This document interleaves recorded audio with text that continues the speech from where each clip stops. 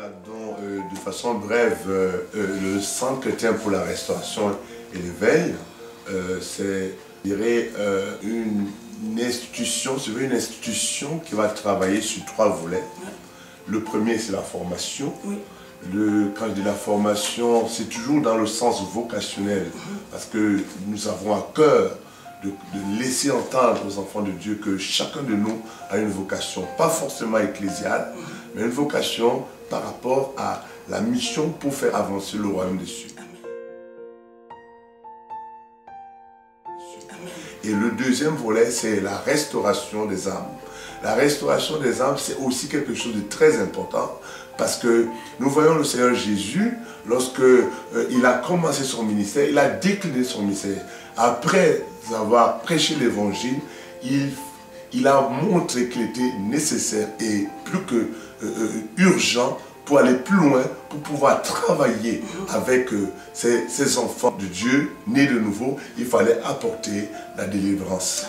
La délivrance, parce que d'ailleurs, quand on lit le livre de Luc chapitre 1, verset 71 à 74, on fait présenter le Seigneur Jésus comme une promesse donnée par Dieu au fils d'Abraham, qui viendra pour apporter la délivrance. Et c'est alors que nous pourrons servir notre Dieu en toute quiétude, en dignité, dans la sainteté. Donc nous voyons que la plupart du temps, dans le corps du Christ, beaucoup d'enfants que nous sommes, nous souffrons beaucoup. Nous souffrons parce que nous avons des âmes écorchées, nous avons souvent des situations qui ne relèvent même pas, on peut dire, de notre volonté, mais parce que, comme on dit, nous sommes ignorants en ce qui concerne, je dirais, la vie même d'un être humain. Je me rappelle, même quand on lit le livre de 1 Jean chapitre 3, 1 Jean 3 plutôt verset 2,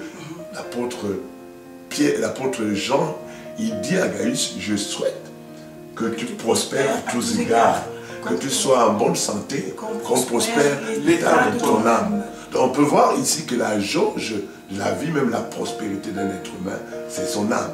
Et dans l'âme, on sait que derrière l'âme, on voit le sang.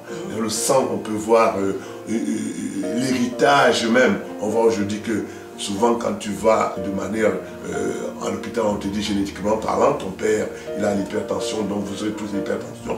Nous voyons qu'il y a des transmissions qui se font souvent uniquement parce que nous appartenons à une lignée. Et tout cela mérite regard, mérite à être scruté pour chacun de nous et puis apporter comme ce qu'on appelle une cure de notre âme. Parce que nous savons qu'elle est la jauge et c'est celle-là qui nous permettra de pouvoir bien nous réaliser quand ce qui concerne l'avancement du royaume des cieux. Et le troisième point, c'est la famille. La famille particulièrement qui, on peut dire, le pôle d'une famille, c'est aussi les enfants. Donc nous voyons comment nos enfants sont souvent un peu délaissés pour compte aujourd'hui, parce que souvent il y a, avec les avancées technologiques, on peut dire aussi orientation culturelle et même contemporaine, l'homme dans son âme peut-être meurtri prend de plus en plus dessus sur son devenir, ce qui fait que souvent les enfants sont en crise et ils ont besoin d'être encadrés. L'encadrement par un parcours individualisé avec les méthodes bibliques adaptées. Parce que nous voyons dans la Bible, il y a des méthodes très bien présentées. On voit l'exemple par exemple, Samuel à côté d'Élie. On sait qu'il y a le mentoring. Ce mentoring, on peut aussi apporter cela aux enfants.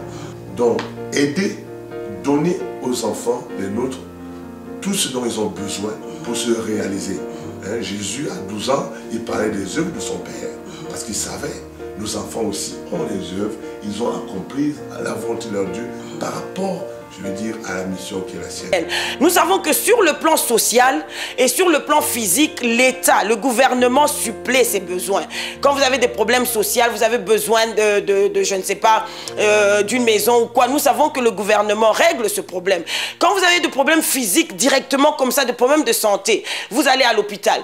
Mais il y a des problèmes spirituels, des problèmes émotionnels qu'un homme ne peut pas guérir. Il n'y a que Jésus lui-même qui peut guérir. Et aussi, bien sûr, quand je parle de la famille, parce qu'il faudrait que la maman et le papa soient aussi, bien sûr, partie prenante quant à ce qui concerne cette orientation qu'on peut vouloir apporter ou bien ce besoin qu'on peut vouloir apporter aux enfants. Laissez venir à moi les petits enfants. Let the little children come to me. Ne les empêchez pas. Do not hinder them from coming to God. Qu'est-ce que voulait dire Jésus à ce propos? What was Jesus trying to say? Chaque parent Each parent doit amener l'enfant à la connaissance de Jésus-Christ. must bring their children to the knowledge of Jesus Christ. Et un parent And a parent qui mettra une barrière who will put a barrier aura une affaire avec Dieu. will have to deal with God. Les langages seront cohérents parce que nous serons dans la dynamique véritable, spirituelle que voudrait Dieu. Parce que la ville prend son essence, même pour dire la nation sur la famille. Et lorsque la famille est construite, nous savons qu'une ville, un pays est construit. Amen. Or, nous voyons que les familles sont de plus en plus monoparentales parce qu'il y a schisme, parce qu'il y a incompréhension quant à ce qui concerne la mission même de l'homme. Parce que l'homme, j'entends homme et femme. L'école du ministère, parce que dans l'école du ministère, effectivement, parce que nous partons du principe que ce n'est pas que seuls les parents, les personnes qui sont appelées à devenir pasteurs, etc., qui y vont, mais ce sont des outils.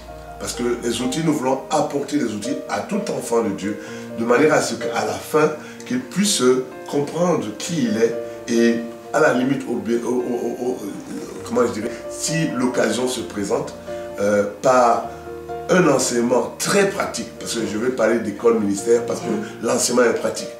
L'intercession, par exemple. Nous avons aussi, je vais dire, le souhait, par la grâce de Dieu, de former des intercesseurs. Parce que nous voulons travailler aussi avec les églises, parce que nous pensons qu'une église, elle a besoin d'avoir une équipe d'intercession bien solide pour pouvoir... D'ailleurs, il est dit dans la parole de Dieu que sans intercession, c'est difficile. Hein?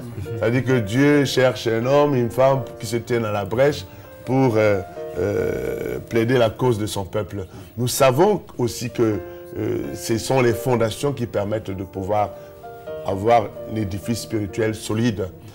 Bon, il y a des pasteurs qui ont peut-être besoin d'aide dans ce sens.